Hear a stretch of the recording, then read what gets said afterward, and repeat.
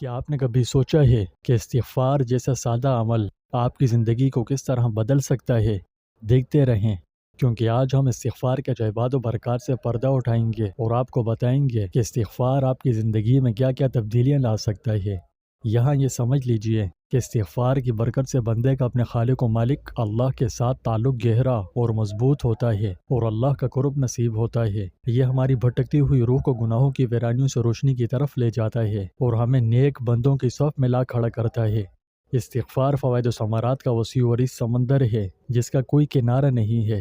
اس میں زندگیوں کو بدلنے والی حیرت انگیز برکتیں ہیں۔ جو اس کی اہمیت کو سمجھ کر اسے اپنی زندگی میں شامل کر لے تو اس کی زندگی میں انقلاب آ جاتا ہے۔ استغفار خود کی دریافت کا سفر ہے، ایسا سفر جو انسان کو کامیابی کی بلندیوں پر لے جاتا ہے۔ تو کیا آپ خود کی زندگی بدلنے اور روحانی ترقی کے سفر پر چلنے کے لیے تیار ہیں؟ پھر آئیے شروع کرتے ہیں۔ استغفار اسلام میں بہت اہمیت رکھتا ہے۔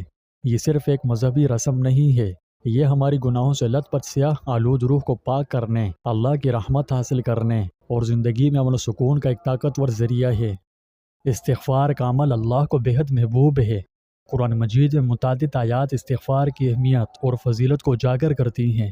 مثلا سورہ بقرہ میں ہے کہ بے شک اللہ تعالیٰ توبہ کرنے والوں سے محبت کرتا ہے۔ یہی وجہ ہے کہ وہ بڑے بڑے اور انتہائی سنگین گناہوں کو بھی سچی توبہ کے بعد معاف کر دیتا ہے اور بندے کو اپنی رحمت سے بھی نوازتا ہے۔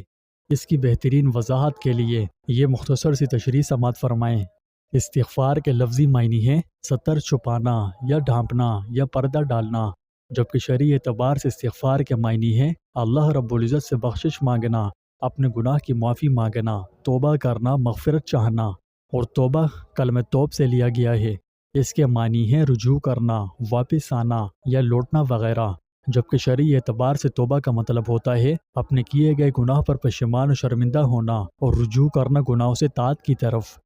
سرزد ہونے والے گناہ پر اگر انسان کی شرمندگی و ندامت خوف الہی کے باعث ہے تو توبہ درست ہوگی، اور اگر غیر اللہ کے ڈر یا کسی ضرر رسانی یعنی جسمانی اور روحانی اذیت اور تکلیف یا رتبہ و مال میں زوال کے خدشات وغیرہ کے خوف سے ہے تو ایسی توبہ در حقیقت توبہ نہیں ہے۔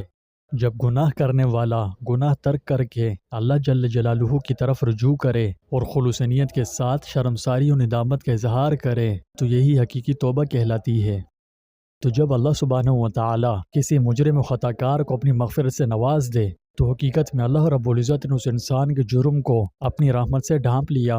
اس کا جرم و خطا پر سزا دینے کے بجائے اس پر اپنے رحم و کرم کا پردہ ڈال دیا اور اس کے نام اعمال میں اس جرم کو شمار نہ کرتے ہوئے اسے یوں مٹا دیا جیسے وہ جرم و خطا اس سے سرزد ہی نہ ہوئے ہوں۔ اب بات ہو ہی رہی ہے تو یہ بھی جان لیجئے کہ توبہ اور استغفار باہم ساتھ ساتھ ہونے کے باوجود جدا جدا ہیں، یعنی توبہ اور چیز ہے اور استغفار اور شے۔ جیسے کہ ارشاد باری تعالیٰ ہے کہ گناہ بخشواؤ اپنے رب سے، پھر رجوع کرو اس کی طرف۔ اس آیت مبارکہ سے معلوم ہوا کہ اگر استغفار اور توبہ ایک ہی ہوتے تو اللہ تعالیٰ دونوں کو یوں الگ الگ بیان نہ فرماتے۔ ایک حدیث مبارکہ میں آتا ہے کہ گناہ پر پشیمان ہونا توبہ ہے، یعنی توبہ ندامت اور شرمندگی کا نام ہے۔ توبہ کی ایک شرط یہ بھی ہے کہ جس گناہ میں مبتلا ہے اس گناہ کو ترک کر دے۔ استغفار کا تعلق زبان سے ہے۔ گناہ کا ارتکاب کرنے والا اپنی زبان کے ذریعے رب العالمین سے بخشش و مغفرت مانگتا ہے، یعنی استغفار پڑھتا ہے استغفر اللہ کہہ کر۔ استغفار کرنا اصل میں وہ راستہ ہے جو انسان کو توبہ کی طرف لے جاتا ہے۔ توبہ کا تعلق انسان کے دل سے ہے، کیونکہ انسان اگر واقعی اپنے کسی گناہ پر نادم اور شرمندہ ہے تو پھر اس کا اپنے خالق حقیقی کی طرف رجوع کرنا اور آئندہ اس گناہ میں ملوث نہ ہونے کا عہد کرنا دل سے ہی ممکن ہوگا۔ حضور اقدس صلی اللہ علیہ وسلم نے ارشاد فرمایا کہ جب کوئی گناہ سرزد ہو جائے تو استغفار کی کثرت کیا کرو۔ مجھے قسم ہے اس خدائے پاک کی کہ جس کے قبضے میں محمد کی جان ہے، استغفار گناہوں کو اس طرح جلا ڈالتا ہے جیسے کہ آگ سوکھی ہوئی لکڑی کو۔ جناب رسول اللہ صلی اللہ علیہ وسلم نے اپنے مبارک عمل سے بھی امت کو استغفار کی طرف متوجہ فرمایا ہے۔ ایک حدیث میں ارشاد فرمایا کہ اے لوگوں، اللہ کے سامنے توبہ کرو، بے شک میں بھی دن میں 100 مرتبہ توبہ کرتا ہوں۔ قرآن مجید بار بار ہمیں توبہ کی اہمیت پر زور دیتے ہوئے اپنی کوتاہیوں کو تسلیم کر کے گناہوں کی معافی مانگنے کا حکم فرماتا ہے۔ قرآن مجید میں لفظ توبہ اور اس کے دیگر مشتقات تقریباً 87 مرتبہ ذکر میں آئے ہیں۔ اس سے اس کی عظمت و اہمیت بخوبی معلوم ہو جاتی ہے۔ توبہ و استغفار ایسی نعمت ربانی ہے جسے کسی بھی صورت اور کسی بھی قیمت پر نظر انداز نہیں کیا جا سکتا۔ توبہ ایسا نور ہے جو دل کی تاریکی کو دور کرتا ہے۔